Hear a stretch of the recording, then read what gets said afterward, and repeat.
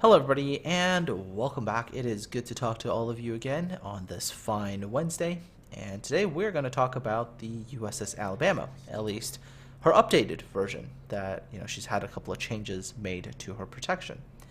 Initially I wanted to get this video out yesterday, but yesterday there was not very good recording conditions where I am.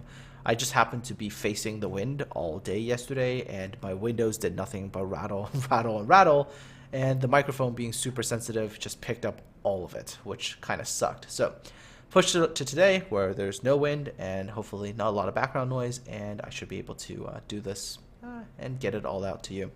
So Alabama changes. Two major changes. One, she's had her Citadel lowered to the waterline now. So that's basically made her Citadel identical essentially in terms of placement to the North Carolina. The other change has to do with the way her armor belt is. So initially how the Alabama's armor belt was you had a 310 millimeter piece that stuck out of the water, and then underwater you had this uniform like 180 millimeter piece essentially that went all the way down. And what that created was a situation where, and I tested this, is that if a Moskva was, let's say, shooting at your broadside from, let's say, 12 kilometers, any shot that hit your main armor belt would actually shatter the Moskva's armor-piercing shell, but any hit that landed underwater immediately became a Citadel. Her underwater protection was just not very good, side armor-wise. So they've changed that. Now they've made it so that her, and by the way, isn't that nice? Like 3 Citadels on a broadside, a Buki. Great for me, not so much fun for the other guy. You'll see it in chat. He's just like, oh, that's it for me.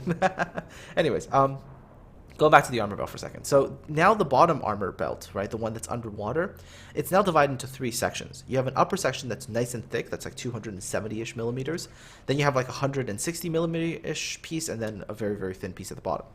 So this is going to basically mean for you that if you are, let's say, broadside to, let's say, a Moskva at 12 kilometers, the shots that hit underwater that used to give, Citadel penetrations now are more likely to shatter the Moskva's shells instead of giving those Citadel hits. So in terms of sort of that protection on the side, it has improved. I'm pretty sure even if you now, let's say, angle, and let's say a hit comes in underneath the waterline from a battleship shell, depending on the angles and everything involved, yeah, you might be safer now than you were before.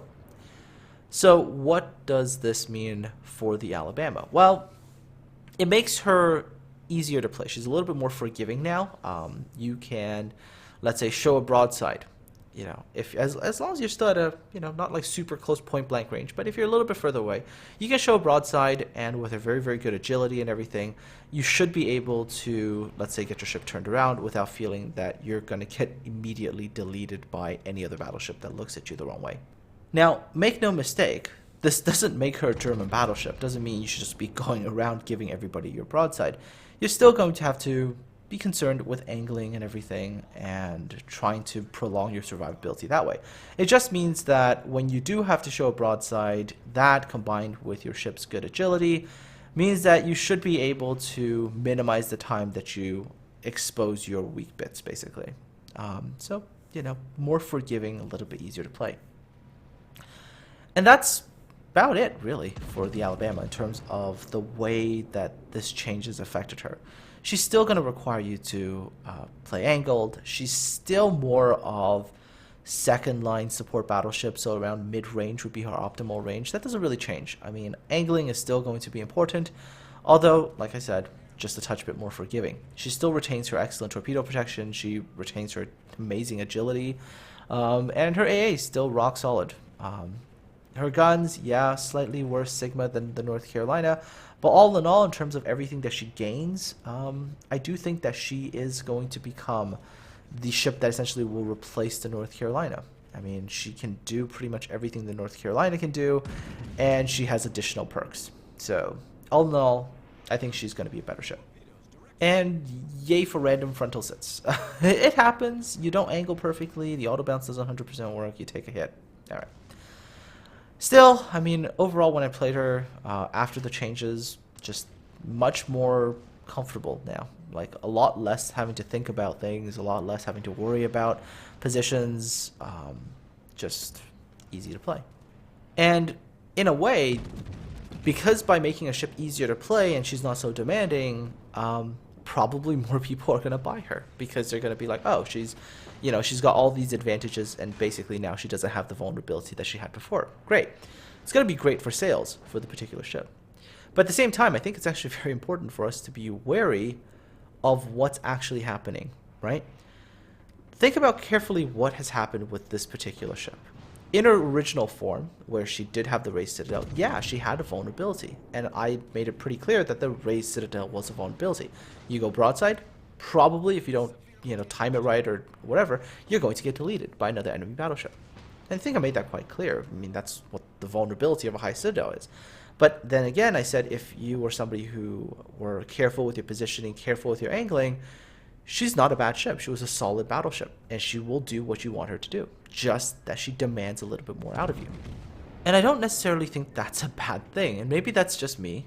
Maybe it's just because I've gotten to the point in my warships career where when I play in random battles, I want to have ships that offer me a challenge, something that's hard to play. I mean, maybe that's the reason why I've been so in love with the Yugumo lately, playing F3s and Torpedo Reload Booster without smoke. I mean, that's a harder ship to play than it is when you had smoke and you're playing with a safer torpedo set. So maybe that's just me, and maybe that's what I want. I just want something harder to play, right? For example, I don't want to play German battleships anymore. I just find them way too easy to do well in. I mean, it's like when I was playing my Bismarck, it's like every game, 100k damage, didn't really feel like I was doing anything. It was just like, oh, okay, I'll shoot a couple things and I'll get into the right position, close the distance, and magic, rack up the damage with my secondaries. And maybe that's just me, right now, where I'm enjoying ships that are a little bit harder to play. And so I enjoyed her in the previous iteration with that slightly higher Citadel because it put more demands on my angling and positioning and timing. And so maybe that's just me, right? Okay. Anyways, I guess the other thing I really want to talk about is what this change sort of maybe signifies or signals a little bit when it comes to Wargaming's intentions. And it's something that I'm a little bit worried about. And it has to do with the fact that they changed it, I think, mainly because this was going to affect their bottom line. If you think about how much work goes into any one ship that they release, it's a lot of time and a lot of money that gets put in, and they're expecting a certain kind of return from that particular ship. They're expecting X amount of dollars to come in for this one particular ship. And I have a feeling they looked at the feedback, which was, some people were really, really, really pissed off about that raised Citadel, and they probably realized that, hey, this is going to start to affect our bottom line. And I think the change was purely a financial consideration, especially when you consider the fact that initially no changes were supposed to be made. They realized that their sales were going to be threatened. They realized that they were probably going to make less money than expected. And of course, they decided to do what was financially smart for their company. And that's not a bad thing, by the way. And by the way, thanks to this Sims, absolute hero. Look at that, blocking torpedoes for me, clearing that lane. Absolutely amazing. And I totally did not get a chance to thank him in battle, or at least I'm not sure he was still there. So big shout out to Rin here for that save there. Anyways, okay, so back to what I was talking about. So Wargaming made pretty much a purely business decision, I think, when it comes to Alabama. They buffed her, essentially, and didn't compensate that buff with any other kind of nerf in order to make her more attractive than her tech tree counterpart. And in the long run, this isn't a good thing, because what we're going to be dealing with is that every single time a premium ship comes out, if that premium ship is not as good as its counterpart on the tech tree, people are going to throw a fuss. Wargaming is going to go, okay, this is going to impact our bottom line. The ship won't sell as well. Fine, we're going to buff it. We're going to make it stronger than our tech tree ship, so we can get the money that we want out of the ship. We're going to make that X amount of dollars that we wanted out of our ship, right? In the long run, what you're going to get is you're going to have a situation where premium ships that you buy are always going to end up better than your tech tree line. So take a moment and just think about it, right? Every single time that Wargaming does something to a premium ship to make it so that it'll sell better, by making that ship better than something on the tech tree, is that much closer to having a game that's essentially pay to win. And in the long run, that's not really all that good for the game. And it's not that good for us as the game playing population. Personally speaking, my favorite premium ship implementation's actually been the Scharnhorst. Here's a ship that came in that didn't replace the tech tree ship. She was just sort of unique. She had her own thing going, and you could play her or you could play the Gneisenau, and you can enjoy both of them, and they're both very different from each other. And I think that's probably the better kind of premium ship implementation. I kind of want to see more of that in the future, where a premium ship is just something different and unique, and not just, okay, this is outright superior to the tech tree, and now this becomes a replacement. Because if we keep going with that, the game that we get in the future might not be the game that we actually want. Anyways, folks, let me know what you think in the comment section below. Take care, have yourselves a good one, and I'll talk to you again soon in a PTS video that I'll be working on in the next day or two. And of course, in that same video, talk a little bit about the French cruisers. Take care, and I'll talk to all of you again soon.